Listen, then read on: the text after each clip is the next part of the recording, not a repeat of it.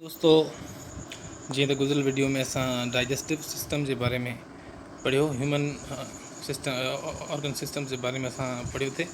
उन में असां पहिरीं ह्यूमन डाइजेस्टिव सिस्टम के असां थोरो पढ़ियो पर तफ़सीली न वियासीं। ठीक है, हिन डायग्राम में जेके नाला ॾिना आहिनि ऑर्गन जा तव्हां वरी हिन में रिव्यू करे सघो था। ठीक है, pharynx, oesophagus, stomach, liver, gall bladder, pancreas, large intestine, small intestine, rectum and anus. ठीक है, कल असां पढ़ियो एलिमेंट्री कैनाल चाहे। ठीक है न, एलिमेंट्री कैनाल में छा छा थो अची वञे। कल असां गुज़िरियल वीडियो जेका असांजी हुई उन में असां ही पढ़ियो। हाणे असां तफ़सीली ॾिसंदासीं, तफ़सीली असां ऑर्गन्स जे बारे में पढ़ंदासीं। माउथ खां वठी वेंदे फुल जेको आहे एक्सक्रेशन थिए थी, निकाल जेको थिए थो तेसि ताईं त डाइजेस्टिव सिस्टम में ऑर्गन्स जो कहिड़ो कहिड़ो अमल दख़ल आहे। त सभिनी खां पहिरीं माउथ खां डाइजेशन शुरू थींदी आहे। हाणे असां पहिरियां बि पढ़ियो त मैकेनिकल डाइजेशन हिकिड़ी हूंदी आहे, यानी फिज़िकल डाइजेशन ॿी हूंदी आहे, माना खाधे जो टुटणु नरम थियणु, ऐं पोइ वरी केमिकली जेको खाधो तब्दील थो थिए उहा थी वई केमिकल डाइजेशन। हाणे हिते ॾिसो the organ of digestive system in which both chemical and physical digestion takes place in the mouth. The mouth consists of cheek, lips, teeth, tongue. ठीक है, माउथ में ये शयूं अची वेंदियूं आहिनि। चीक चप अची वेंदा आहिनि, असांजो गलो अची वेंदियूं आहिनि, ज़बान अची थी वञे। ठीकु आहे, हाणे वधीक डिफाइन थो करे त mechanical digestion in the mouth results from chewing, tearing and crushing by teeth which helps food to get easily mixed with saliva. Saliva starts the chemical digestion of the carbohydrates starch. As a result, food is reduced to a soft and flexible semi-solid food called bolus, easily swallowed by tongue and move towards esophagus. हाणे सो हिते छा थो थिए, खाधो जेको असांजे वात में अची टुटे थो ॾंदनि जे ज़रिए, सलेविया जे ज़रिए नरम थो थिए ऐं केमिकली तब्दील थो थिए, जो शेप हुनजो तब्दील थो थिए।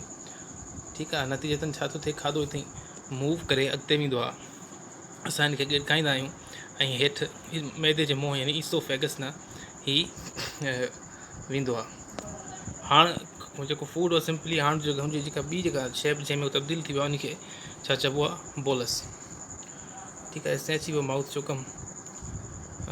ठीकु आहे, ऑर्गन्स जो उहो कमु असीं बयानु करे वियासीं। हिते वधीक असां ॾिसंदासीं, टाइम न विञाईंदासीं, पंहिंजो सिधो ईसोफेगस ॾे ईंदासीं त ईसोफेगस छा आहे, फूड पाइप आहे। मैदे जे मुंहं खां वठी हेठि खाधे जी जेका नली थिए थी उनखे फूड पाइप या ईसोफेगस चइबो आहे। त ईसोफेगस छा थो करे, acts as a pathway and transport the food from pharynx to stomach. Bolus is pushed from esophagus by a wave-like pattern movement. No digestion takes place here. हाणे oesophagus में का डाइजेशन नथी थिए, बल्कि खाधो जेको आहे असांजे फेरिंग्स खां यानी असांजे गले में जेको नड़गट आहे उन खां अॻिते जेको आहे सो ही मूव थो थिए ऐं ईसोफेगस अॻिते मोकिलींदो आहे। ट्रांसपोर्टेशन जो मेन कमु आहे। हाणे स्टमक ताईं जंहिंमहिल खाधो पहुचे थो त उते छा थो थिए, ॾिसूं था। From the oesophagus bolus enters into stomach. Stomach is a J-shaped muscular bag. The walls of stomach release gastric juice.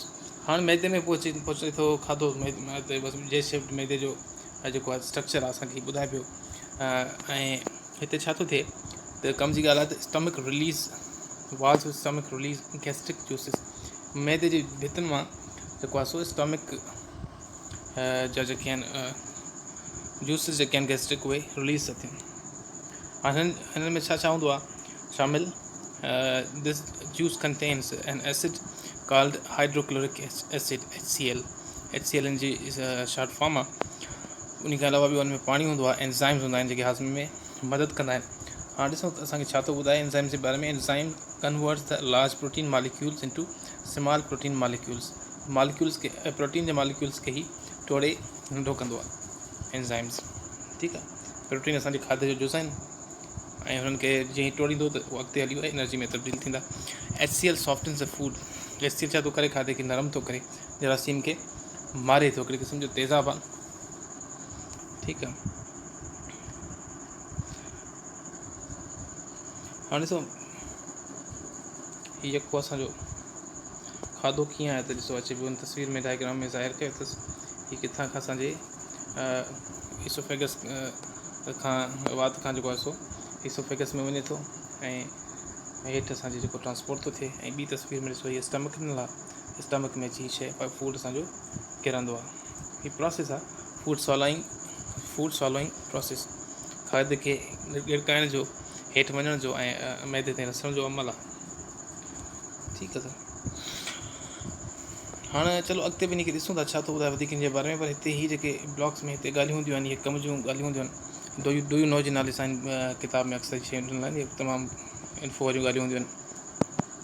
Pharynx and सॉलोइंग। हाँ, फेरेंक्स छा आहे? Pharynx is a funnel shaped muscular organ that connects the mouth to the esophagus as well as larynx, respiratory organ. Muscular contraction of pharynx helps to propel food into esophagus and then into the stomach. This movement of the food is achieved by the act of swallowing. हाणे ॾिसो न, जेको हाणे pharynx जेको आहे इन जो कमु छा आहे, इहो कनेक्ट थो करे, ठीकु आहे न, वात खे कनेक्ट थो करे हिकिड़ो त इसोफेगस सां, उन खां अलावा वरी लैरिंक्स सां। लैरिंक्स छा आहे? रेस्पायरेटरी ऑर्गन आहे, माना साह जी नली। तव्हां सिंपली पंहिंजी सिंधी में सम्झोसि त हाणे ॾिसो न, असां साह खणंदा आहियूं त उहो बि असां वात जे ज़रिए था खणूं, असीं खाधो खाऊं था उहो बि असां वात जे ज़रिए था खाऊं। त हिते माना इहे ॿ रस्ता इहे जेके आहिनि से साह वारो ऐं खाधे वारो, इहो गॾिजी वेंदो आहे। हाणे फेरेंक्स छा थो करे त इहो हिकिड़ो रस्ते में माना हेल्प कंदो आहे त जीअं खाधो जेको असांजो आहे उहो साह जी नली में न वञे, उन टाइम ते हू साह जी नली खे फ़िलहालु हू हिकिड़े क़िस्म सां असीं चई सघूं था त बंदि थो करे ऐं खाधो असांजो मूव थो करे त वरी उते हटी थो वञे। ठीकु आहे, इहो थी वियो फेरेंक्स जो कमु। ठीकु, चलो वधीक अॻिते था हलूं, वीडियो लेंथी थी वेंदी। हाणे ॾिसो वधीक असांखे छा थो ॿुधाए, mechanical digestion in the stomach results from mixing waves in which bolus is completely mixed with gastric juice. हाणे मैकेनिकल डाइजेशन जेका आहे उन जे ज़रिए छा थो थिए त बोलस जेको असां पहिरीं पढ़ियो, खाधे जी जेका शिकिल आहे चेंज थी थिए, वात में अचण खां पोइ नरम थी, ऐं जंहिं शेप में खाधो असां वटि हूंदो आहे ॿाहिरि, उहो खाधे वात में अचण खां पोइ वरी चेंज थो थिए, बोलस जे फॉर्म में रसी थो वञे, त उहो माना हिते अची मिक्स थी वेंदो आहे गैस्ट्रिक जूस सां गॾु। हाणे गैस्ट्रिक जूस छा था कनि? Starts the chemical digestion of protein. हिते प्रोटीन खे हज़म करणु शुरू कंदा आहिनि गैस्ट्रिक जूस। नतीजतन छा थो थिए, हाणे तो वरी पहिरीं बोलस में कन्वर्ट थियो, हाणे बोलस केॾां थो कन्वर्ट थिए, is converted into a semi liquid food called chyme. ठीकु आहे, हाणे खाधो जंहिं शेप में अची वियो, बोलस खां बि चेंज थी, त हाणे इहो अची वियो, उनखे चइबो आहे काइम। ऐं काइम छा हूंदो आहे? सेमी लिक्विड फूड, माना हिकिड़ो न पाणियाठ हूंदो आहे ऐं सफ़ा पाणी वांगुरु न आहे, त सफ़ा हार्ड बि न आहे, बल्कि विच वारी हिकिड़ी जी कैफ़ियत हूंदी आहे, सेमी लिक्विड हूंदो आहे, ऐं हिनखे चइबो छा आहे? काइम। हाणे नोट करण जी ॻाल्हि आहे त हीअ टी शिकिल आहे खाधे जी, पहिरीं खाधो फूड, उन खां पोइ बोलस, ऐं पोइ टियों जेको आहे काइम। ठीकु आहे, अञा हीअ असां किथे आहियूं? मैदे में ई हलूं पिया, स्टमक में। Food is held in the stomach for several hours, काफ़ी कलाकनि जे लाइ मैदे में हूंदो आहे। Gradually the stomach empties its contents in to the small intestine. हाणे मैदे खां पोइ खाधे जो जेको सफ़र आहे उहो केॾांहुं थिए थो?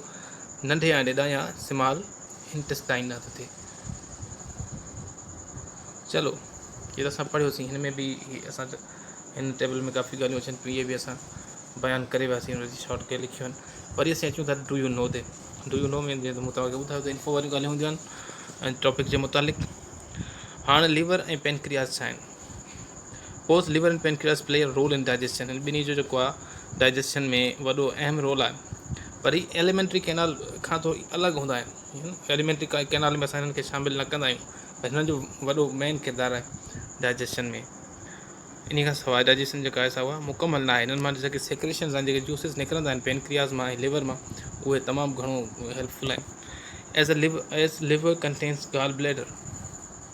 ठीकु आहे, मैदे लिवर जे अंदरि गाल ब्लैडर हूंदो आहे, जंहिंखे असीं पितो चवंदा आहियूं। उहो पितो छा कंदो आहे? बाइल जेके जूसिस असां पढ़िया उन्हनि खे स्टोर कंदो आहे। However the food does not pass through these structures. खाधो हिननि खां गुज़रे नथो, पर हिननि मां निकिरंदड़ जूसिस जेके आहिनि उहे खाधे में असांजे शामिलु थींदा आहिनि मैदे में अची, ऐं हुते गॾो गॾु असांखे जेको आहे सो हेल्प कंदा रहंदा आहिनि। ॿियो छा अची वियो हिते? ओबेसिटी छा आहे? थोल छा आहे? छाजे करे थी थिए? Obesity is the most common nutritional disorder. हाँ हिन में छा थो थिए, if energy input as a result of eating is greater than energy used. हाँ जेतिरी एनर्जी असां खाधे खां हासिल पिया करियूं ओतिरी असीं इस्तेमालु नथा करियूं, त बक़ाया एनर्जी जेका आहे उहा छा थो थिए, गॾु थी वञे, स्टोर थी वञे, त एक्स्ट्रा एनर्जी स्टोर्ड ऐं उहा तब्दील थी थिए चर्बी में, ऐं माण्हू जेको आहे उहो ओबेस थियो वञे, यानी थोल जो शिकार थियो वञे, ओवरवेट थियो वञे, वधीक वज़न वारो थियो वञे। ऐं थोल जेको आहे हिकिड़ी वॾी बीमारी आहे जेको काफ़ी बीमारियुनि जो सबबु थी थिए, ख़ुशूसी तौर ते जेको आहे सो हाई ब्लड प्रेशर आहे, दिलि जूं बीमारियूं आहिनि, या मैदे जूं जेके तकलीफ़ूं आहिनि, ठीकु आहे, इहे सभु जेके आहिनि उन जो ई थोरो सबबु थी सघे थी। अच्छा, हाणे था अचूं स्मॉल इंटेस्टाइन ते। ठीकु आहे, स्मॉल इंटेस्टाइन छा आहे?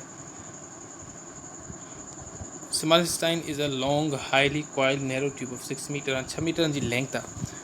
ऐं असां पहिरीं पढ़ियोसीं त काइम जेको आहे, खाधो जेको आहे बोलस खां पोइ वरी चेंज थींदो आहे, जंहिं शिकिल में उनखे काइम चइबो आहे, सेमी लिक्विड शक्ल हूंदी आहे। As the chyme enters in the small intestine, it receives bile from liver and pancreatic juice from the pancreas. अच्छा, जीअं ई स्मॉल इंटेस्टाइन में पहुचे थो, सॉरी मूं पहिरीं चई छॾियो थी, जूसिस मैदे में शामिलु थियनि था, पर हिते बयानु पियो करे त it receives bile from the liver and pancreatic juice. ठीकु आहे न, स्मॉल इंटेस्टाइन में इहे पहुचनि था, इहे जूसिस ऐं हेल्प था कनि। Bile is a greenish brown juice. हाणे बाइल छा आहे? ग्रीनिश ब्राउन जूस आहे। कलर पियो ॿुधाए हिन जो, जेको लिवर मां सेक्रेट थो थिए, निकिरे थो, ऐं गाल ब्लैडर में गॾु थो थिए, पिते में गॾु थींदो आहे। ऐं जो कमु छा आहे, break down large size fats into smaller piece. इहो चर्बी खे जेको टोड़ींदो आहे, ॻारींदो आहे, नंढो नंढो कंदो आहे, त जीअं आसानी सां उहे हज़म थी सघनि। हाणे पेनक्रियाटिक जूस ते अचूं। Pancreatic juice is secreted by pancreas. हाणे हिकिड़ो बाइल जूस जेको अची वियो, उहो किथां खां? गाल ब्लैडर खां ऐं लिवर खां। त पेनक्रियास खां जेको अचे पियो, उहो छा थी वियो? पेनक्रियाटिक जूस चइबो आहे। हाणे हीअ छा कंदो आहे? Contents enzymes food to digest proteins. हाणे हीअ वरी प्रोटीन्स खे, उहो मथियों जेको बाइल जूस फैट्स खे हज़म करण में, ऐं हीअ वरी जेको आहे सो पेनक्रियाटिक जूस वरी प्रोटीन्स खे, फैट्स खे ऐं कार्बोहाइड्रेट्स खे हज़म कंदो आहे। The small protein molecules are now broken down into amino acids. हाणे अमाइनो एसिड्स में तब्दील थियनि था प्रोटीन जा molecule, and diffusible from form of proteins.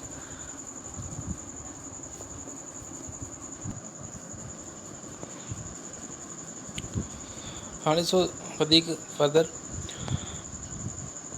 The small protein molecules are now broken down into amino acids। इहो असां बयानु करे चुकासीं। The semi digested carbohydrates R converted into diffusible sugars. हाणे कार्बोहाइड्रेट जेको आहे सो वधीक शुगर्स में तब्दील थो थिए। Fats are broken down into glycerol and fatty acids. ठीकु आहे, ग्लाइसरोल ऐं फैटी एसिड्स जेके आहिनि, इहे फैट चर्बी जो अॻिते तब्दील थियल शिकिलूं आहिनि, उन में फैट तब्दील थियनि था। The muscular action of small intestine mixes the food with the bile and pancreatic juice. हाणे जेको उन जो शेप आहे, जेको पंहिंजे स्मॉल इंटेस्टाइन जो ऐं उन जो एक्शन आहे, माना मूव थियण जो, उहो जो छा कंदो आहे? मिक्स कंदो आहे खाधे खे। छा सां? जेके जूसिस असां परियां पढ़ी आयासीं त मैदे जिगर खां अचनि था, यानी bile juice and pancreatic juice, उन खे खाधे सां हिते माना नंढे आंडे में चङी तरह सां इहे सभु शयूं उहे मिक्स थी वेंदियूं आहिनि। हाणे छा थो थिए? Here the digestion is completed. हिते अची हाज़मे जो अमल जेको आहे उहो मुकमल थो थिए। At the end of small intestine the digested soluble and diffusible components of food now diffuse through the walls of the small intestine into the blood stream. This process is called absorption. हाणे हिते छा थो थिए? खाधो जेको आहे उहो जज़ब थिए थो, तब्दील थो थिए असांजे ब्लड स्ट्रीम में, माना जेका खाधे में जेका एनर्जी अचणी हुई अची वई, इन मां खाधो हाणे असांजो रत में तब्दील थो थिए। ऐं रत में किथां शामिलु थो थिए? उहो नंढे आंडे में जेके भितूं हूंदियूं आहिनि, उनजूं भितूं चई सघूं था, ॿाहिरियों पासो जेको हुनजो जेको माना उनजो जेको जज़ब करण जी सलाहियत रखे थो, उहो जज़ब कंदो आहे खाधे में मौजूदु शयुनि खे। ऐं ब्लड स्ट्रीम, माना ब्लड जो जेको वहिकिरो असांजो सिस्टम में हिकिड़ो निज़ाम आहे, रत फिरे थी जिते, उन में वञी उते असांजे खाधे में ठहंदड़ जेको रत आहे उहो शामिलु थो थिए। ठीकु आहे, इन खे छा चइबो आहे? एब्ज़ॉर्प्शन, माना जज़ब थियणु।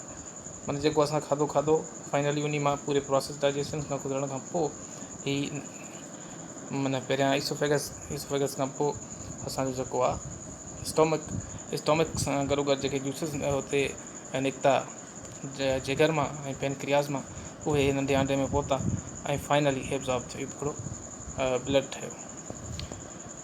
हाणे the absorb food is utilise in the body.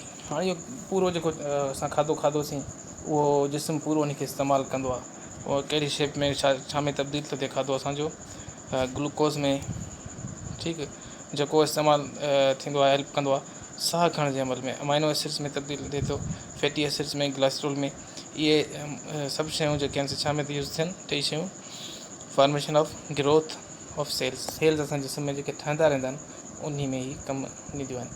हाणे ॾिसो कुदरत जो हिकिड़ो निज़ाम आहे, इहे सभु शयूं खाधे में अॻे ई मौजूदु हुयूं ऐं उहो असांजो डाइजेस्टिव सिस्टम उते ई उहो सभु शयूं हथु करे थो ऐं उन खे वरी ॻारे ऐं असांजे जिस्म में इहे सभु शयूं जेके असांजी ज़रूरत आहिनि असांजी ग़िज़ा में उहे वापसि हिते पहुचनि थियूं। हाणे अॻिते जेको आहे लार्ज इंटेस्टाइन में छा थो थिए, हाणे जेको बि जेका शइ बाक़ी बची वई आहिनि digested food, non diffusible insoluble components of food जेके हज़म न थिया, ठीकु आहे।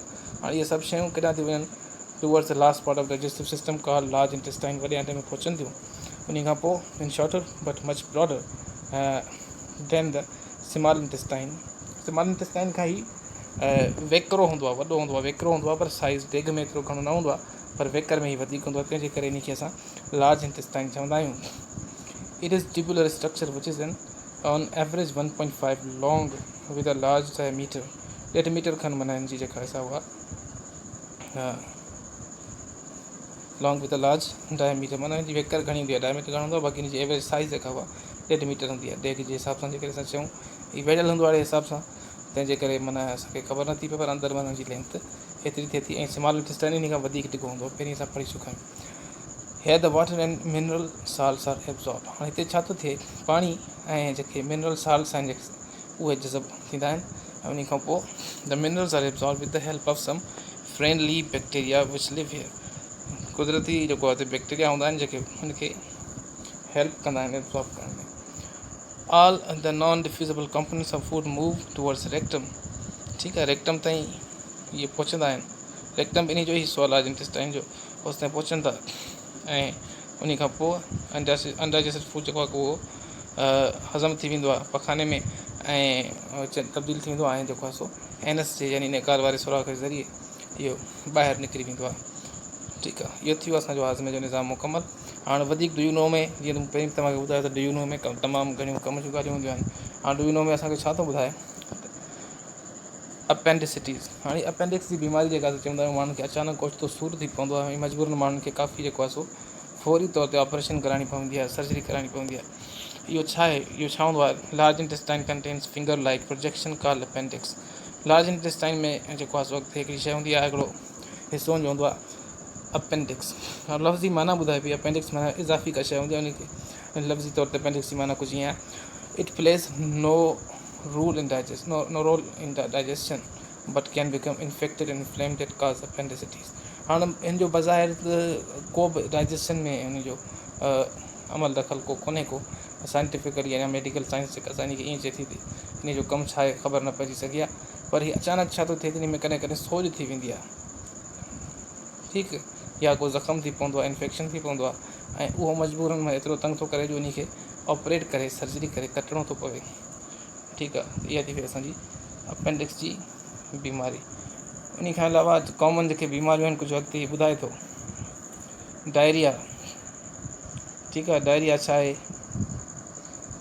लूज़ मोशन, असांखे ख़बर आहे पाणी जी कमी थी वेंदी आहे ऐं छाजे करे थींदो आहे त माइक्रो ऑर्गेनिज़म जेके पाणी में मौजूदु हूंदा आहिनि मोस्टली उन जे करे थींदो आहे ऐं एब्ज़ॉर्प्शन जेका हिसाब आहे एबनॉर्मल सेक्रेशन ऑफ जूसिस, ठीकु आहे। जूसिस जेका सेक्रेशन आहे उहा वधी वेंदी आहे, असां जेके जूसिस पहिरियां पढ़ियासीं त उन जे करे हाज़मो जेको आहे सो तेज़ थी वेंदो आहे ऐं नतीजे में छा थो थिए, जिस्म जो पाणी घटि थी वेंदो आहे ऐं लूण घटि थी वेंदा आहिनि। डॉक्टर जेके आहिनि ओरल रिहाइड्रेशन साल्ट्स यानी ORS जेको असीं चवंदा आहियूं, लूण वारो पाणी जेको निमकोल लूणे खनि, असांखे इहो सिंपल ई आहे, हिकिड़ो अॻे ॿुधंदा बि हुआसीं त निमकोल जो ठाहिण जो तरीक़ो घरनि में कीअं हूंदो, जेकॾहिं तव्हां वटि अवेलेबल न हुजे त 3 चिमिचा खंड जा ऐं हिकिड़ो चिमिचो लूण जो तक़रीबन 1 लीटर पाणी में मिलायो त तव्हां ORS पंहिंजे घर में बि ठाहे सघो था।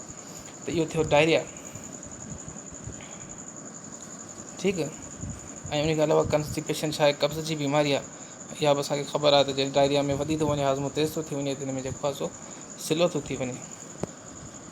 ठीकु, इन जो असां घणी डेग में नथा वञूं, वरी हेॾां था अचूं टुयूं हुते, त इन में छा आहे त डायरिया में चए थो त ख़राबु पाणी जेको आहे उहो पीअण खां बचा कयो, साफ़ु पाणी हुजे, बॉइल्ड वाटर हुजे, फिल्टर्ड वाटर हुजे, ऐं प्रॉपरली जेके धोतल वॉश फ्रूट हुजनि, भाॼियूं हुजनि, खाधे खाइण खां पहिरीं हथ पंहिंजा धोइजनि। इहे एहतियात आहिनि जेके डायरिया खां ॿुधाए पियो। प्रॉपरली वॉश यूटेंसिल्स, थां जेके धोतल हुजनि। Don't use prolonged improperly stored food, पुराणो जेको परोथो खाधो हुजे उहो बि इस्तेमालु न करियो। ड्रिंक लार्ज, अच्छा वरी हेॾां था अचूं कॉन्स्टिपेशन ते, त हिन में छा थो चए, drink large amount of water, पाणी घणो पीजे, ऐं फूड कंटेनिंग डाइटरी फाइबर, अहिड़ा खाधा खाइजनि जिन में फाइबर मौजूदु हुजे। ख़ासि तौर ते फाइबर जेको आहे उहो हूंदो आहे पंहिंजे फ्रूट्स में हूंदो आहे, इस्बगोल माण्हू अक्सर यूज़ कंदा आहिनि, उन में हूंदो आहे। ठीकु आहे, काफ़ी शयूं अहिड़ियूं आहिनि ॿियूं बि, तव्हां नेट ते सर्च करे सघो था त फाइबर छा छा आहे हुन में हूंदो आहे। ॿी हिकिड़ी कॉमनली असां जेको अटो यूज़ कंदा आहियूं, उनखे असीं छाणे यूज़ कंदा आहियूं, उन अटे जो जेको छाण थिए थो, असल में उन में बि छाण में बि फाइबर घणो मौजूदु हूंदो आहे। त अटे खे जेकॾहिं असां छाणियूं न, साफ़ त भले करियूंसि ॿिए कंहिं ज़रिए सां, पर जेको छाण आहे उन में मौजूदु प्रोटीन्स हूंदा आहिनि, सॉरी फाइबर्स हूंदा आहिनि, जेके बि मदद कंदा आहिनि हाज़मे में। ठीकु आहे, उन खां अलावा process of digestion must be done properly on daily basis, ऐं जेको आहे सो माण्हू टॉयलेट में वञे जेॾी महिल ज़रूरत थिए रेगुलरली, उन में डिले न करणु खपे। ठीकु आहे, मुंहिंजे ख़्याल में काफ़ी आहे।